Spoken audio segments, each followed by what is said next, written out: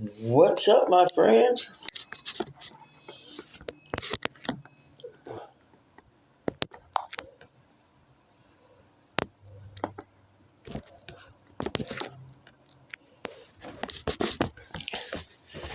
What's up? How you guys doing? How you doing? What's up, everybody? My name is Ian Money, and I have a little something to say to you guys. Um, you know, faith. Faith. What is faith, man? Well, faith is like kind of, trusting that, something's got to give. We've all been in situations in our life, right? Where we don't understand how we don't really even want to or even try to understand like some of the bad things that happen to us, like um, you get into a situation, it's just a nightmare, just arguing with this person or fighting with that person, or living in a place that we don't want to be in, and it's just never ending. It's just driving you crazy, right? And you're just, you're crying, and you're like, what am I doing here? What am I doing here? Why is this happening? Why can't this just stop right now? Right? And I'm with you. I've been there. Believe you me, I've been there. And the faith is just that realization that, you know, okay, things are what they are right now, you know, but I know that things will get better. I know it. And so sometimes you may not know it. You hope for it. You got in the back of your mind. You're going, oh, that would be cool if somebody will notice, or one of these days I'm gonna. Or you ever been riding with a friend, and you're just like, and he's driving too fast or something, and then you just get this feeling, you're like, oh, something bad's gonna happen, and either the cops come or you crash or whatever it is. I think we've all been in situations like that before, and that's you know we all know that something's going to happen, but we just don't understand it.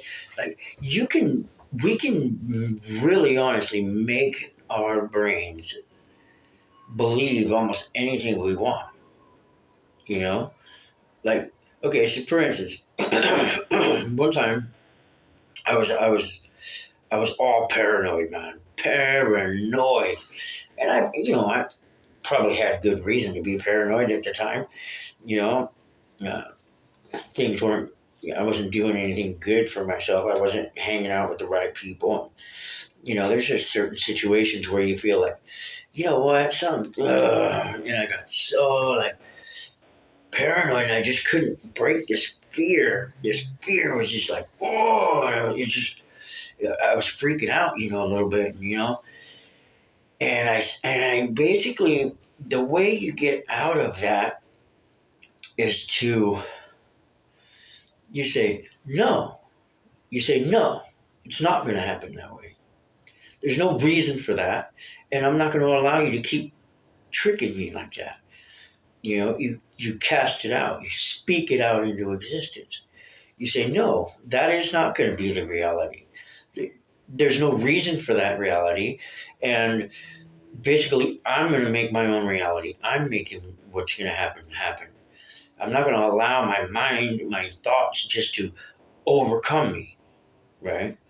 You say, or if you're doing a bad behavior, unless you like it, but if you're doing a bad behavior or using something that you don't want to, or you doing whatever it is that you keep doing, and it's not helping you, it's not benefiting you anything. You say, I don't like this in my life, and I don't want it to happen anymore. Therefore, I am going to change the situation and rewrite the script. I'm going to do something different in my life. I'm going to get a job that fulfills me. I'm going to make a decision that I will no longer let people walk all over me. I'm making the decision that I'm leaving this hurtful relationship. I'm going to do this. It has to happen. It's going to happen. It will happen. I will this to happen. This will not continue.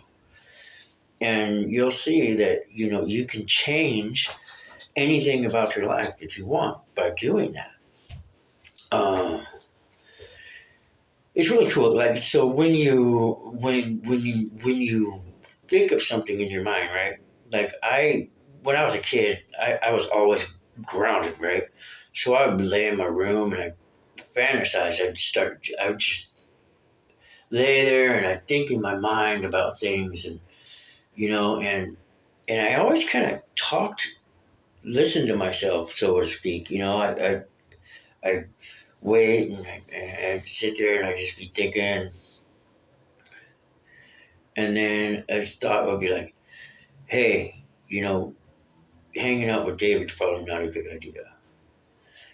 And I would always have that conversation with myself, kind of and I always attributed it to my higher self or God or whatever you want to call it. I call him God now.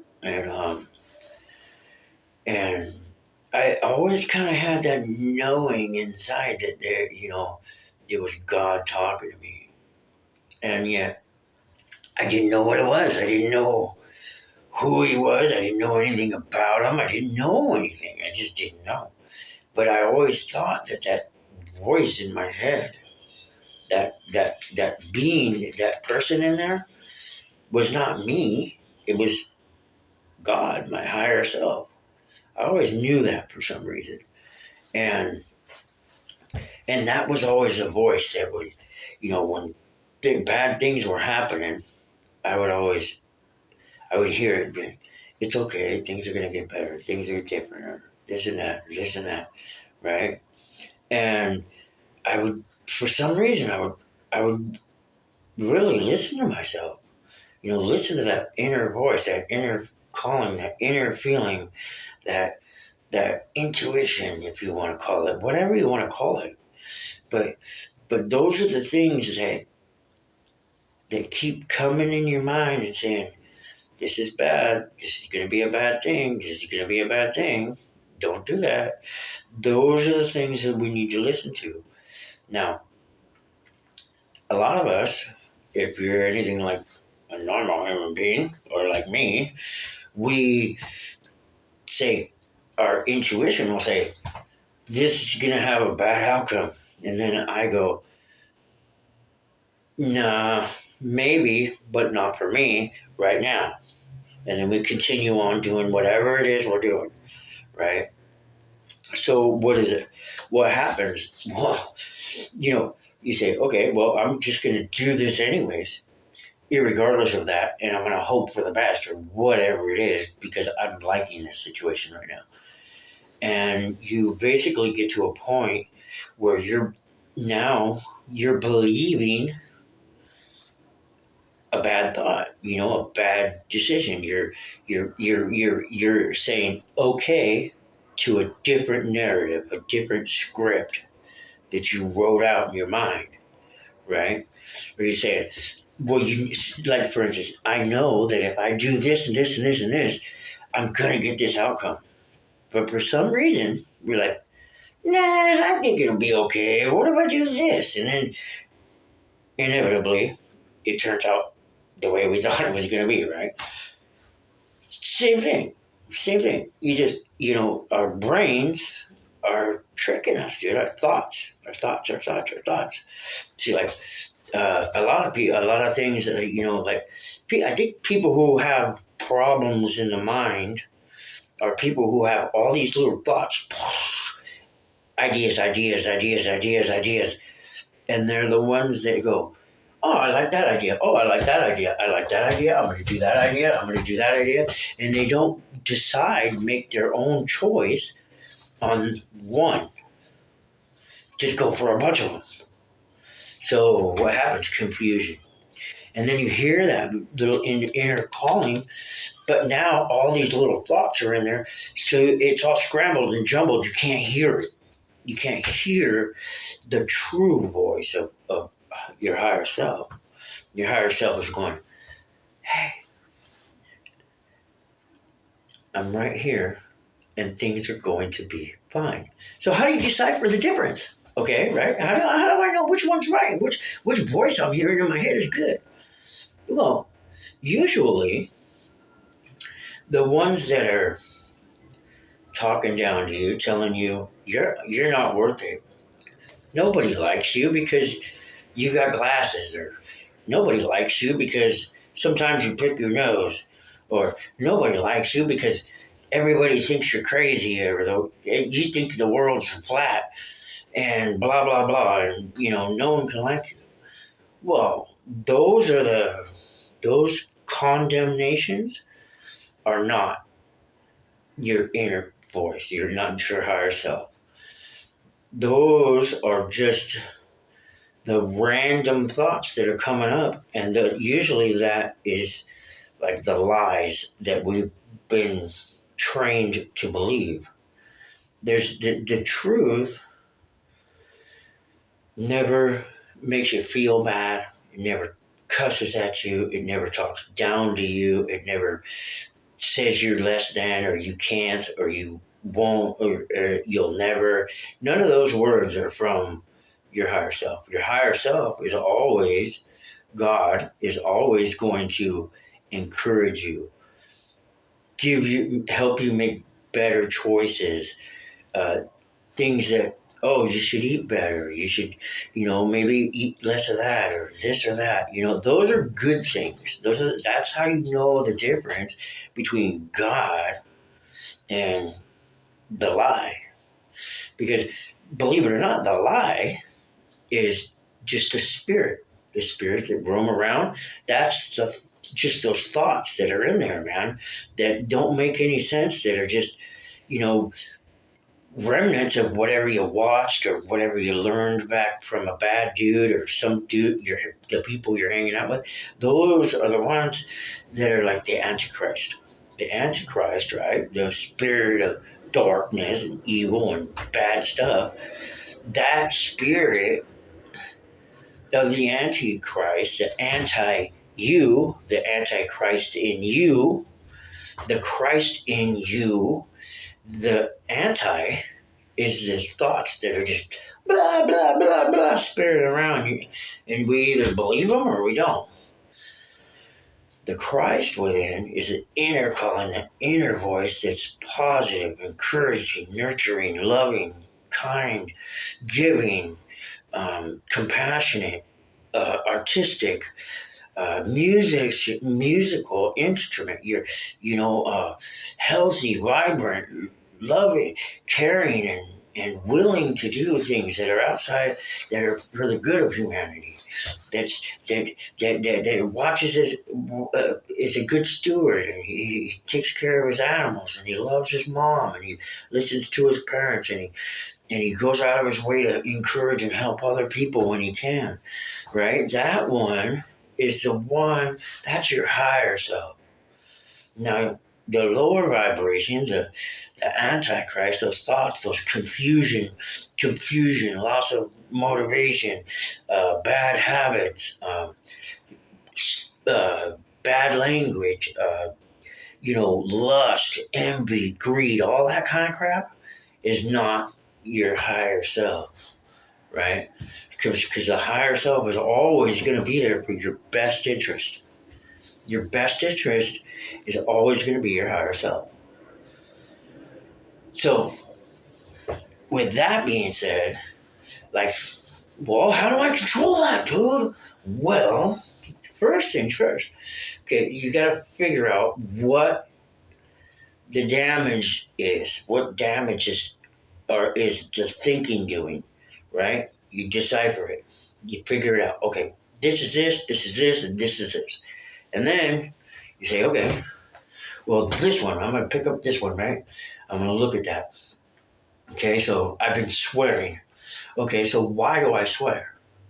Well, because I picked up a bad habit. Okay, yes, so what? It's a bad habit. But why do you swear?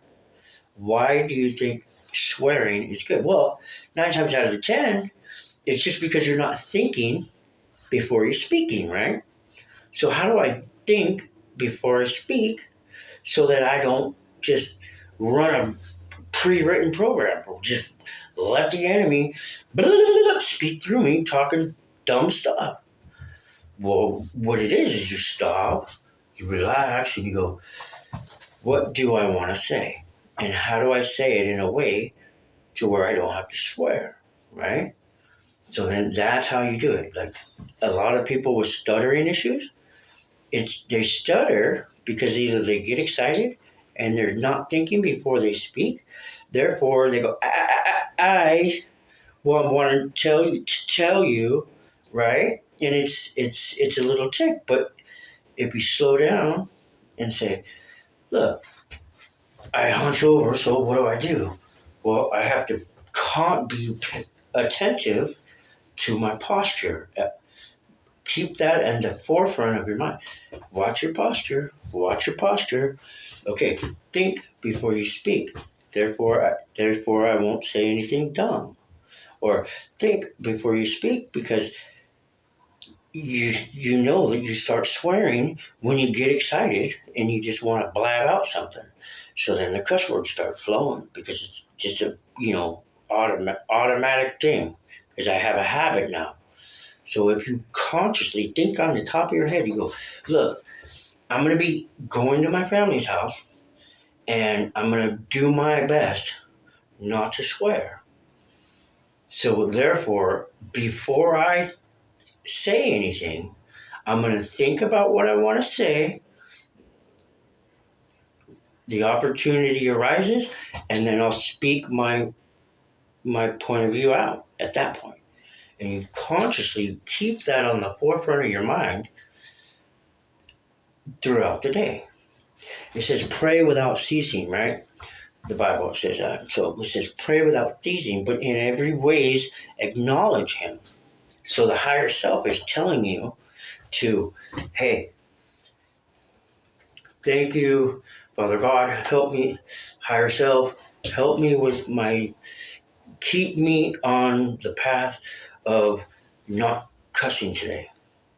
I don't want to cuss today, so I'm going to repeat that. I'm going to, in all your ways, acknowledge that, acknowledge my higher self reminding me throughout the day to think before I speak, right? Or think before I smoke, or think before I get high, or whatever it is, before I drink.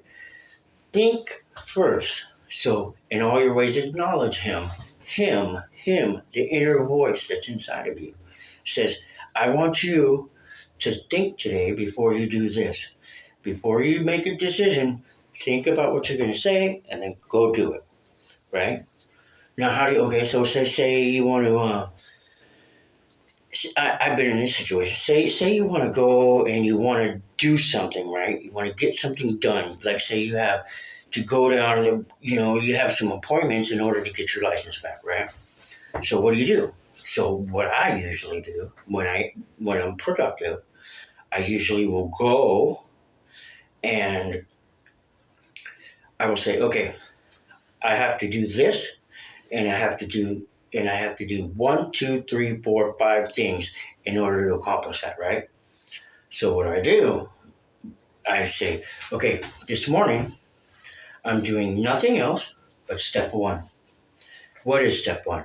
It has to be an action step, otherwise it won't work. Because faith, willingness without action doesn't cause the reaction, the solution.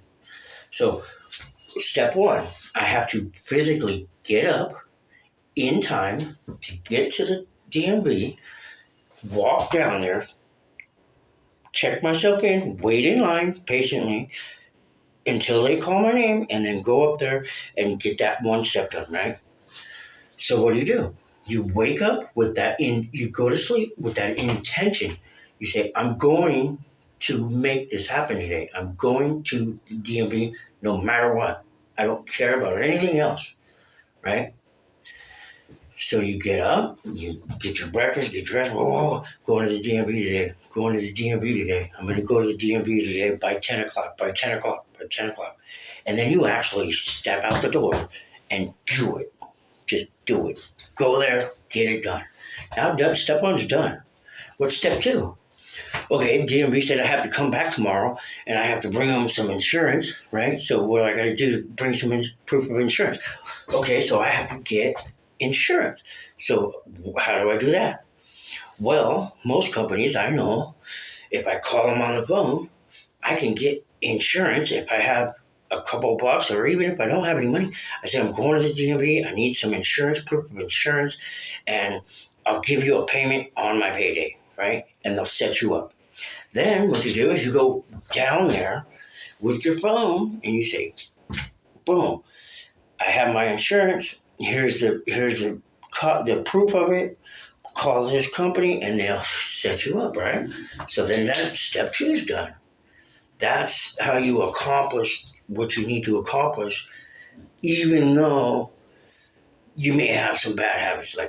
But it's easier said than done because you got outside circumstances that sometimes get involved. Like say for instance, I'm trying to get out the door, and my friend keeps calling me, right? So, dude, okay, so what did I say?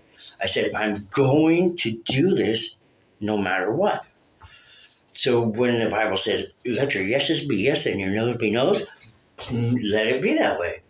So, okay, when you get on the phone, when he calls you and say, hey, dude, you want to come hang out? Want to do this? And I'm like, no, I can't do that today because I'm going to do something else. I have to do this, and that's just the way it is. Well, come on, man. I mean, I really want you to come over and play some games with me or throw the football around. Yes, but I understand that, but not today. I'm busy. I have things I have to get accomplished, and I'm going to do that. And then with doing that, you set a boundary, you make a statement, and then you act in faith on it, knowing that your decision was correct. That there's nothing, no one's going to yell at you for saying no. This is what I'm doing. If you could do that, we'll do that at another time. That's how you do that. That's how you accomplish stuff when you want to.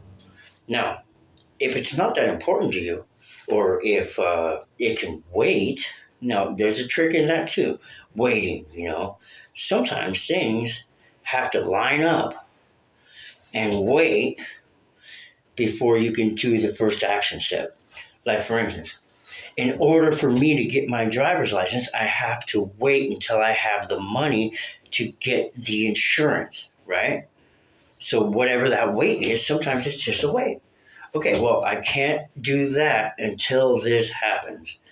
So this happening is out of my control because, I got a tax guy looking at my taxes, right? He's looking at my taxes and that's out of my control. I'm not doing that. He's doing that for me, and I'm waiting for his call before I take the next step. Now that's a wait. That's a hurry up and wait, right?